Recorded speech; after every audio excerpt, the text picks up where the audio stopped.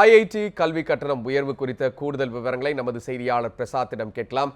பிரசாத், தாழ்த்தப்பட்ட மாணவர்களுக்கும் அதாவது 5 லட்சத்திற்கும் குறைவாக ஆண்டு வருமானம் கொண்ட குடும்பங்களைச் சேர்ந்த மாணவர்களுக்கும் 100% கட்டண விலக்கு அளிக்கப்படும் ஒரு தகவல் வெளியாயிருக்கு. இது குறித்து சொல்லுங்க பிரசாத். மத்திய மனிதவள மேம்பாட்டு அமைச்சகம் கஜோத்கர் கமிட்டியின் அடிப்படையில் அந்த பரிந்துரையை ஏற்று கஜோத்கர் கமிட்டி 3 லட்சமாக ஐஐடியில் மாணவர்களிடம் கட்டணம் வசூலிக்க பரிந்துரை செய்தது. அதை மத்திய மனிதவள மேம்பாட்டு அமைச்சகம் பரிந்துரையின் பேரில் இன்று அது ஒரு அறிக்கையாக வெளியிட்டப்படுகிறது. 90,000 2 லட்சமாக கட்டண உயர்வுக்கு மத்திய மனிதவள மேம்பாட்டு அமைச்சகம் சம்மதித்துள்ளது. இந்த சூழ்நிலையில் வரும் கல்வியாண்டு முதல் ஐஐடியில் கட்டண உயர்வு அமல்படுத்தப்படுகிறது. இது மாணவர்களை பாதிக்குமா அப்படிங்கிறது தான் தற்போதைய கேள்வி. இது தொடர்பாக ஐஐடியில் இருக்கக்கூடிய அம்பேத்கர் பெரியார் வாசகர் வட்டத்தை சேர்ந்த மாணவர் ஒருத்தர் நம்ம இடத்துல இருக்காங்க, சுவாமிநாதன் அவர்கள். அவங்கள்ட்ட கேட்கலாம், இந்த கட்டண உயர்வு அப்படிங்கிறது மாணவர்களுக்கு ஒரு சுமையா இருக்குமா? இல்லை, அதுக்கு பேசுகிறதுக்கு முன்னாடி இந்த கட்டண உயர்வுன்றது இந்த கஜோத்கர் கமிட்டி அமல்படுத்துறது எல்லாமே இந்த GATS agreement, WTO GATS agreement, Nairobi ரவுண்டில் நடந்த காட்ஸ் அக்ரிமெண்ட் மொத்தமாக அமல்படுத்தியிருக்கான்றது தான் முழுசாக காட்டுது. அதில் பார்த்தீங்கன்னா இந்தியா மொத்தமாக மறுகாலனி ஆகிறதோட வெளிப்பாடு தான் இது. அதில் முக்கியமான ஒரு விஷயமா ஃபைனான்ஸ் அந்த கஜோத்கர் கமிட்டியில் என்ன போட்டிருக்குன்னா ஃபைனான்சியல் அட்டானமின்ற போட்டிருக்கு. அதாவது வெளியிலேருந்து எந்த காசும் உள்ளே வரக்கூடாது. அதே மாதிரி அந்த நியூ எஜுகேஷன் பாலிசி இன்னொரு விஷயம் முக்கியமாக போட்டிருக்கு, அதாவது லெவலிங் ஆஃப் பிளேயிங் ஃபீல்டு.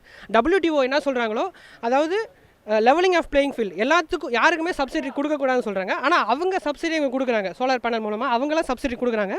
ஆனால் நம்ம சப்சிடி கொடுக்கக்கூடாதுன்னு சொல்லிட்டு அதை மொத்தமாக இவங்க கேட்டுட்டு இந்த இந்தியன் கவர்மெண்ட், இந்திய அரசு முழுசாக கேட்டுட்டு அதை அமல்படுத்துறது தான் எங்களோட வேலையாக இருக்குது. 2015 நடந்த WTO கென்யாவில் நடந்த நைரோபியில் நடந்த விஷயத்தை தான் சொல்கிறீங்க. அதற்கும் இந்த கட்டண உயர்த்துக்கும் என்ன சம்பந்தம்?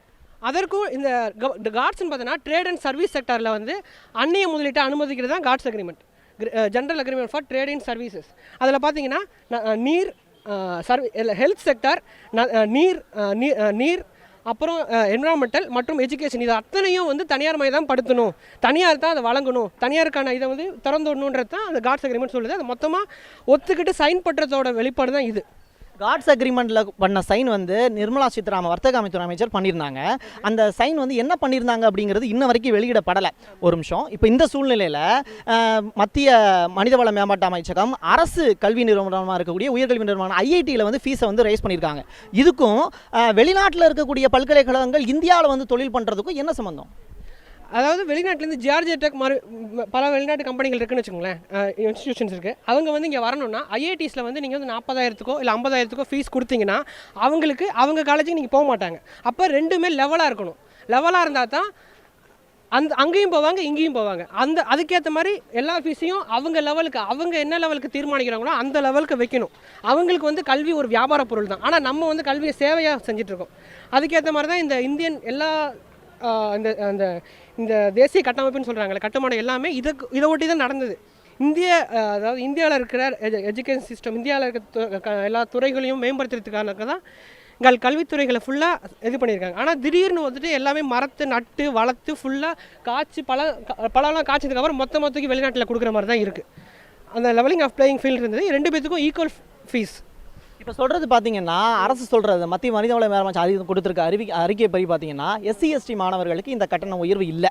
அது மட்டும் இல்லாமல் ஐஐடியில் இப்போ படிக்கிறாங்க இல்லையா, இனிமேல் படிக்க போகிறாங்க இல்லையா, அந்த மாணவர்கள் பெற்றோர்கள் 5 லட்சத்துக்கு குறைவாக சம்பளம் வாங்கினாங்கன்னா அவங்களுக்கு 65% இந்த கட்டண உயர்வு விலக்கு அளிக்கப்படுது. மீதி இருக்கக்கூடிய பர்சன்டேஜ் தான் அவங்களுக்கு கட்டண உயர்வு வழங்கப்படுது. இது சரியான நடைமுறை நினைக்கிறீங்களா? இல்லை, அதில் பார்த்தீங்கன்னா SC/STக்கு காசு ஸ்டூடெண்ட்ஸுக்கு ஃப்ரீ எஜுகேஷன் சொல்கிறதே தவறானது. அவங்க நியூஸை தப்பாக காமிக்கிறாங்க. 1 லட்ச ரூபா சம்பளம் கம்மியாக இருந்தால் மட்டும்தான் அவங்களுக்கு ஃபீஸ் இல்லைன்றது. ஃபீஸ் ரொம்ப கம்மி. அப்படி சர்வே எடுத்து பார்த்தீங்கன்னா ரொம்ப கம்மியாக தான் இருப்பாங்க. ஐஐடி ஸ்டூடெண்ட்ஸ் மொத்தமாக இங்கே வரவங்க எல்லாம், பிடெக்ஸ் எல்லாம் வரவங்க எல்லாம் JEE கோச்சிங் மூலமாக மேக்ஸிமம் வராங்க. அது மாதிரி வராங்க ஃபஸ்ட் ஜென்ரேஷன் கிராஜுவேட்ஸ். இந்த மாதிரி 1 லட்ச ரூபா சம்பளம் வாங்குகிற பெற்றோர்கள் மாணவர்கள் எல்லாமே ரொம்ப கம்மியாக தான் இருப்பாங்க. அப்போ இவங்க கிட்டத்தட்ட கொடுக்கவே இல்லைன்னு தான் சொல்லணும். இந்தியா ஃபுல்லாக எல்லா IITs NITs IIMலாம் சேர்த்து ஒரு 100 பேர் 200 பேர் தான் வருவாங்க. ரொம்ப கம்மியாக தான் வருவாங்க. அதை மட்டும் எஸ்சி மாணவர்களுடைய எண்ணிக்கை கம்மி தான் நீங்கள் சொல்கிறபடி. நான் கேட்குறது என்ன அப்படின்னா, இப்போ எஸ்சி மாணவர்களுக்கு வந்து ஃபீஸே இல்லை அப்படிங்கிறது ஒரு சொல்கிறாங்க. அதே நேரத்தில் மத்திய மனிதவள மேம்பாட்டு அமைச்சகம் ஐஐடிக்கில் படிக்கக்கூடிய ஒவ்வொரு ஸ்டூடெண்ட்டுக்கும் கிட்டத்தட்ட 8000 மாணவர்கள் சென்னை ஐஐடியில் மட்டும் படிக்கிறாங்க. அவங்களுக்கு வந்து 450 கோடி ரூபாய் ஒரு ஆண்டுக்கு வந்து போன வருஷம் கம்பேர் பண்ணும்போது லாஸ்ட் இயர் வந்து தோராயமாக 450 கோடி ரூபாய் கொடுக்குறாங்க ஒவ்வொரு ஸ்டூடெண்ட்டுக்கும். அப்படி பார்க்கும்போது குறைந்தபட்சம் அவங்களோட படிப்புக்காகன்னு சொல்லிட்டு 4 லட்சம் ரூபாய் வரைக்கும் கிடைக்குது. இந்த சூழ்நிலையில் இந்த ஃபீஸோட ஸ்ட்ரக்சர் வந்து ஏன் அதிகப்படுத்தணும்? அதுக்கு முன்னாடி இது வந்து என்ன சொல்கிறது, இதுக்கு முன்னாடி WTO கார்ட்ஸ் வந்து ஒரு ப்ராசஸாக அவங்க வந்து அமல்படுத்திட்டு இருக்காங்க. 91 வந்து ஆரம்பிச்சிருந்த அந்த ப்ராசஸ் வந்து இப்போ கொஞ்சம் கொஞ்சமாக முடிவடைய போகுது. அதனால் போன வாட்டி 2013 40,000 இருந்த ஃபீஸு 90,000 ஆச்சு. அப்போயே நாங்கள் போராட்டம் பண்ணோம். அப்போயே இது வந்து மறுகாலனியாக்கத்தோட வெளிப்பாடு தான் சொன்னோம். ஓகே, அப்பையும் வந்து நாங்கள் போராட்டம் பண்ணோம், எல்லாத்தையும் பண்ணோம். அதான் தகவலுக்கு நன்றி.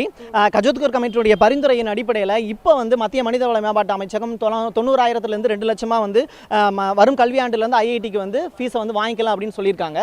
இது வந்து ஒரு மறு காலனிக்கான ஒரு சூழ்நிலையாக தான் வந்து உருவாக்கிட்டு இருக்கு அப்படின்னு ஐஐடியில் இருக்கக்கூடிய மாணவர்கள் வந்து சொல்கிறாங்க. அது மட்டும் இல்லாமல் தொடர்ந்து பார்த்தீங்கன்னா ஐஐடியிலேருந்து சொல்லக்கூடிய விஷயங்கள் என்ன அப்படின்னா, மாணவர்களுக்கான மானியமும் வந்து மத்திய மனிதவள மேம்பாட்டு அமைச்சகம் வந்து கொடுக்குறாங்க. இந்த சூழ்நிலையில் ஐஐடியில் ஃபீஸ் ஸ்ட்ரக்சரை வந்து உயர்த்துறதுக்கான ரீசன் வெளிநாட்டு பல்கலைக்கழகங்கள் WTOவில் இந்தியா அரசு போட்ட சைன் படி இந்தியாவில் வந்து வெளிநாட்டு பல்கலைக்கழகங்கள் வரணும் அப்படின்னா ஐஐடி போன்ற உயர்கல்வி நிறுவனங்களில் அதிக அளவில் ஃபீஸ் ஸ்ட்ரக்சரை ஏற்றினா மட்டும்தான் வெளிநாட்டு பல்கலைக்கழகங்கள் அதிக அளவில் வருமானம் பெறுவதற்கான வாய்ப்புகளையும், அந்த பல்கலைக்கழகங்கள் இங்கே வந்தது அப்படின்னா இங்கே இருக்கக்கூடிய மாணவர்கள் அங்கே போய் சேர்றதுக்கான வாய்ப்புகளையும் ஏற்படுத்துறதுக்கான சூழ்நிலையை உருவாக்குறதுக்கு தான் மத்திய மனிதவள மேம்பாட்டு அமைச்சகம் இந்த கட்டண உயர்வை திடீர்னு அமல்படுத்தியிருக்கு அப்படிங்கிறது ஐஐடியில் இருக்கக்கூடிய மாணவர்கள் சொல்லக்கூடிய குற்றச்சாட்டாக இருக்கு. தகவல்களுக்கு மிக்க நன்றி பிரசாத்.